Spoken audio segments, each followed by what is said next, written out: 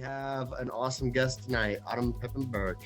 Um, Autumn and I go back a good few years. I remember when I first met her, it was at our Carnival event, and she came in and was one of our artists. We'd asked her to come and show off some of her pieces, and she did, and it was a big hit. And we got along with her and got to know her and her foundation, Art of Giving, and then some of the other things she does, like with Who's Who Chicago, and now she's got this awesome t-shirt business she's going to be telling you about. So really, Autumn, she's been an inspiration for all of us in Chicago. She does a whole lot for a lot of people, and we really appreciate her. So we thought it would make sense to bring her on to Tony P's and introduce her to all of you folks as well. With that said, Autumn, please go ahead and tell us a little bit about the foundation and your businesses. Well, thank you, Greg. I don't know if I can top that. That was pretty good. Thank you. So I'll start with Pipco, which is a long-running company. It's an art and design consulting firm. I've been doing that since 2016.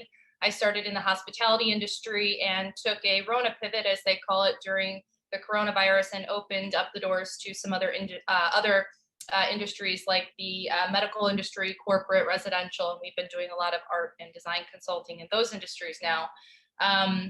I'm getting ready to launch a blog underneath this called Art on the City that's launching end of May. We've interviewed dozens of people within the art and trades industries. So I'm looking for more of those if anybody has any suggestions. And I'm also looking for content writers. There will be a list of events, opportunities like job ops, grants, and funding opportunities for people in the art and trades industries listed on that site as well.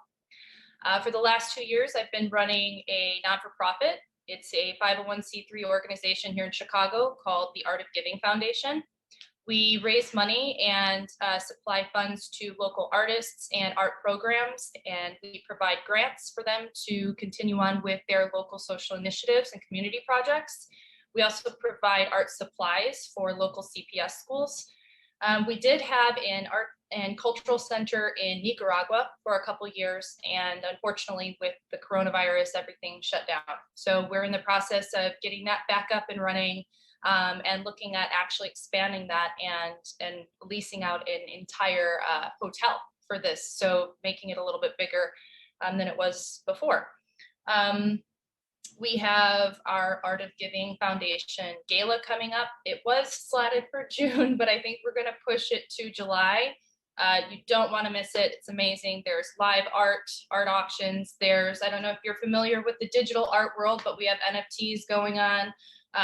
We have Michelin star chefs providing food. There's beverages. There's a live band, and lots of other exciting things, performances that happen throughout the night that we don't talk about. We just kind of let you experience it when you get there. Let's see, the last thing, well, not the last thing, but the last thing I'm going to talk about today that I do is I'm a partner with my boyfriend, Rob, in a company called Teeko.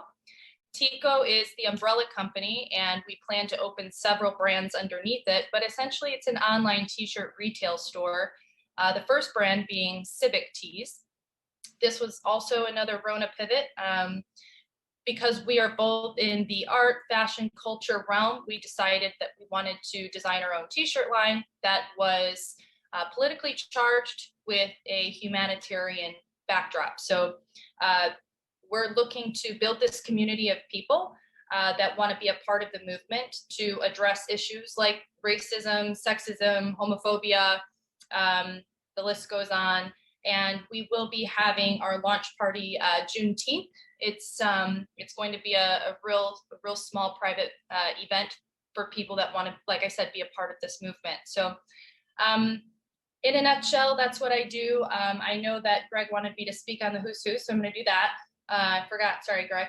I'll hit on that. So the Who's Who in Chicago this year will be the 8th year running.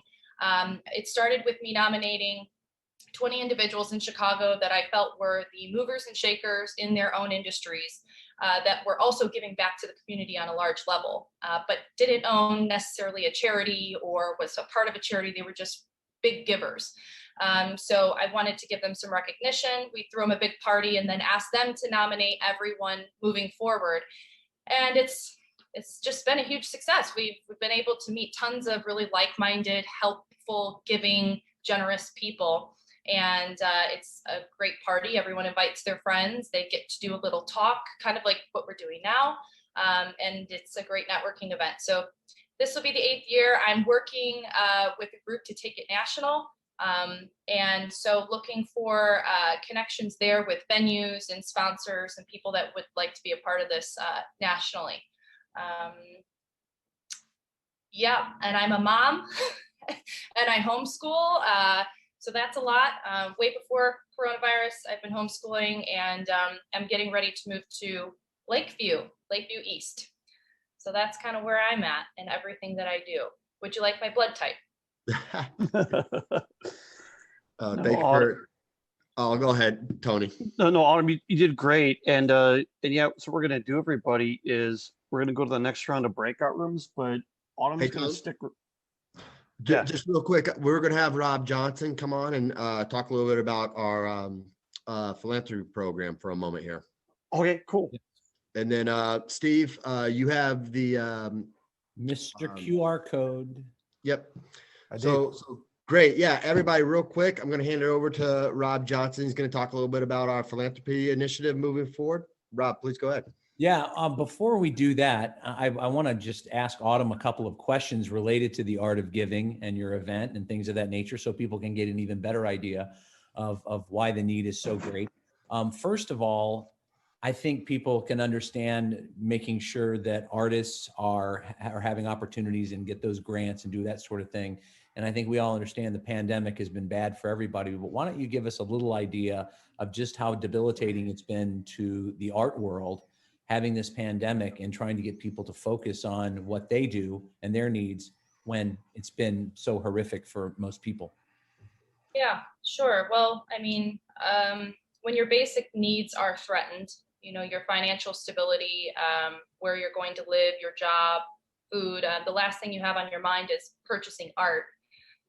You're focused on your family, making money, making sure things are in line. So our artist friends really struggled in that realm, obviously, because of the financial need, but also artists thrive in environments where they can participate in showcasing their work, but also for the betterment of the communities. Every time you know, I heard a couple people are from the West Loop or like the Fulton area.